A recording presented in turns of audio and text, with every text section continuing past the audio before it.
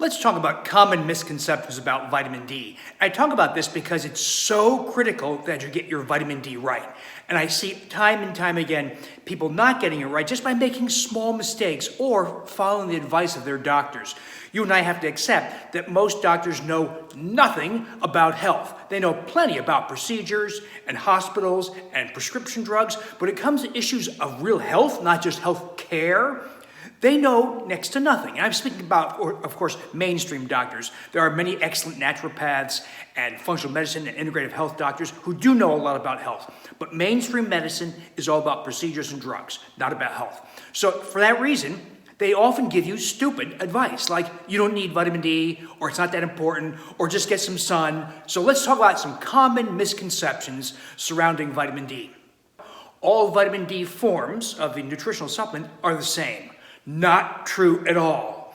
You'll find, for instance, if you take tablet forms, dried powder, compressed dried powder, they're either not absorbed at all or very erratically absorbed.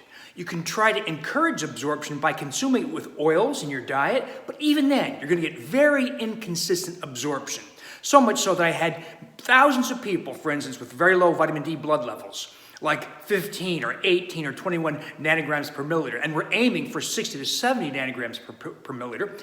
And somebody comes in and says, I'm taking 8,000 units per day in tablet form. And their level goes from 17 to 19 or something like that. Very poor absorption, or at least very erratic absorption. So the most assured form of vitamin D are oil-based gel caps. Very consistently absorbed, almost never not absorbed. So very consistent way to get your vitamin D. Liquid drops are sometimes necessary if you can't swallow capsules or you want to add it to food. The problem with drops, though, is the dosing is very inconsistent. So if you're going to use drops, you want to monitor an occasional, maybe every 6 months or so, 25-hydroxy vitamin D blood level, so that you kind of get some feedback on how consistent your dosing is. I don't know exactly why the dosing is so inconsistent. I think it just has to do with the variation in the droplet size when you use a dropper to dispense vitamin D. So if you don't care what form it comes in, opt for the oil-based gel caps for assured consistent absorption. Another issue surrounding the form of vitamin D is you want to take a human form. Vitamin D is really a hormone. It's a form of a hormone, not really a nutrient. And if you're going to take a hormone, you should take a human hormone, right? If this was estrogen, you want to take human, not horse estrogen.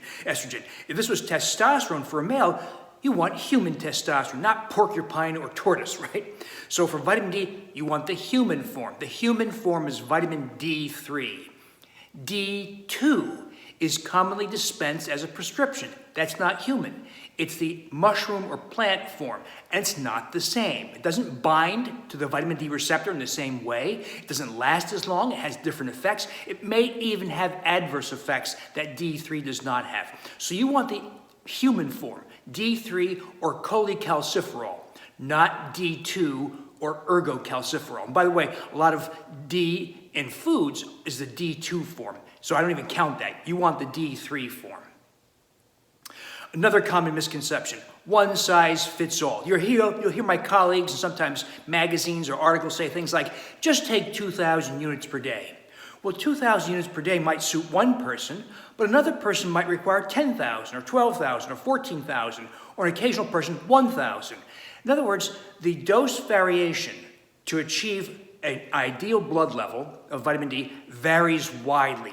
It depends on body size, the heavier you are, the more you need, genetics, some people just need more, absorptive capacity of your vitamin D. In other words, there's many factors that enter into your need for vitamin D. So dose needs are wide. Now, most people need somewhere around 4,000, 5,000, 6,000 units per day, but there's plenty of people who need less and plenty of people who need more. So your best bet is to assess once in a while a 25-hydroxy vitamin D blood level, typically every 6 months to a year, and you'll do fine.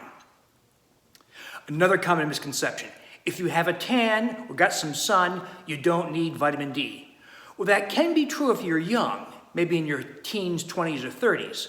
But as you get older, you progressively lose the capacity to activate vitamin D in the skin with sun exposure. So I I practiced in Wisconsin, and I'd have all these snowbirds who'd come back from Miami or other tropical places, and they'd say, "Don't check my vitamin D, doc, look at my tan lines." And they were dark leather brown, except for the little bathing suit lines, and they'd have levels of 15, 17. Profound deficiency despite a dark tan.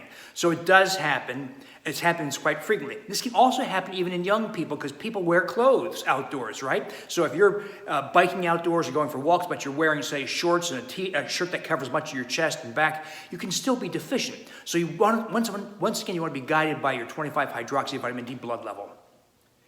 Another common misconception is take your vitamin D with calcium.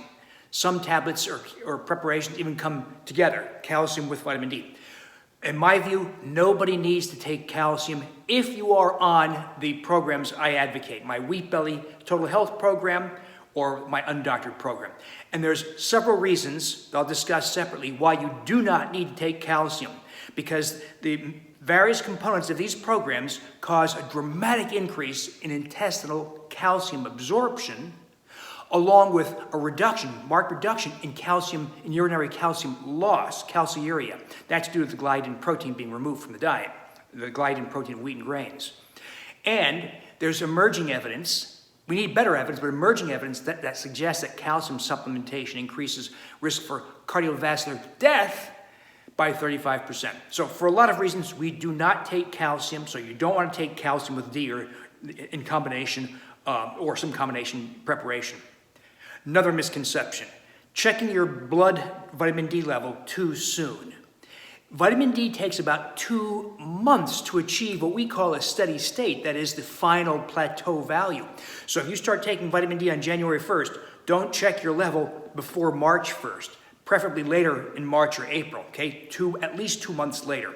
If you make a dose adjustment, either a higher dose or lower dose, wait a minimum of 2 months, because once again, it takes 2 months for that steady state or plateau value to be reached. So don't be in a hurry, take your time with vitamin D.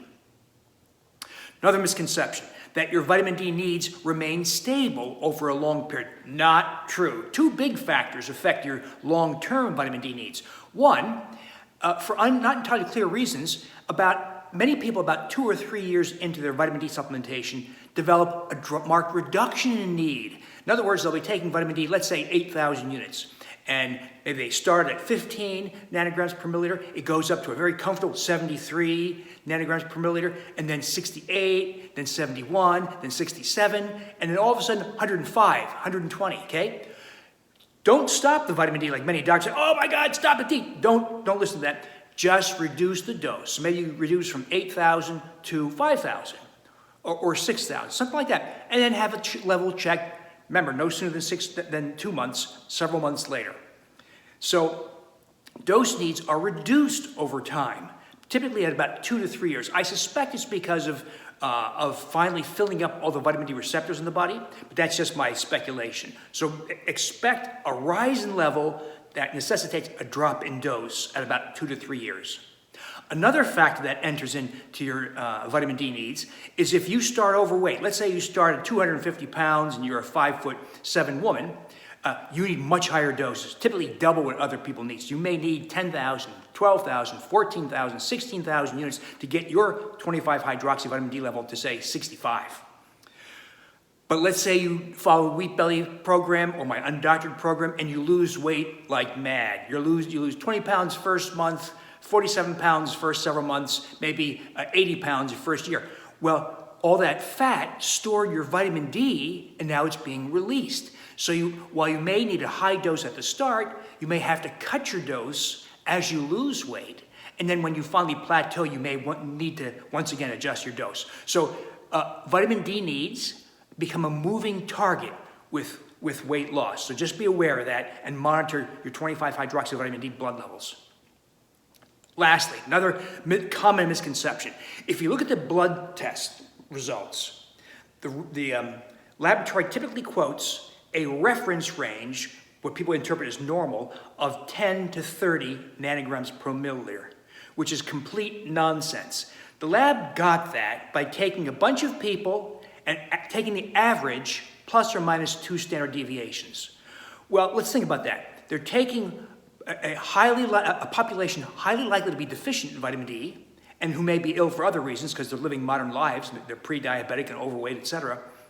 And then calling those levels that are average, these average people, normal. Well, that's ridiculous. That's like going to the mall and weighing everybody who walks by, and we say the average woman weighs 176 pounds plus or minus 35 pounds. Therefore, if you're 115 pounds, you are massively underweight. This is ridiculous, right? But that's how lab values often obtain their reference ranges or normal values.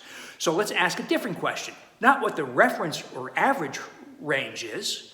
What is the ideal range? Well, there's a variety of ways to define that. One method, for instance, is the level of vitamin D that maximally suppresses the parathyroid hormone level. See, when you're vitamin D deficient, your pituitary releases PTH, parathyroid hormone, that causes calcium to be taken from your bones, which is not good, right? Leads to osteopenia, osteoporosis. So suppression of PTH to a normal, low level is a really important thing. So at what level do you maximally suppress PTH? About 60 nanograms per milliliter. Another question, it's epidemiological observation, so therefore only preliminary, but at what level do cancers, prostate, breast, etc., drop off in incidence? At what 25-hydroxyvitamin? About 50 or low 50s. So we aim for a level of 60 to 70 nanograms per milliliter, and I have never seen any evidence in thousands and thousands and thousands of people. I've never seen any evidence of toxicity. So there you have it.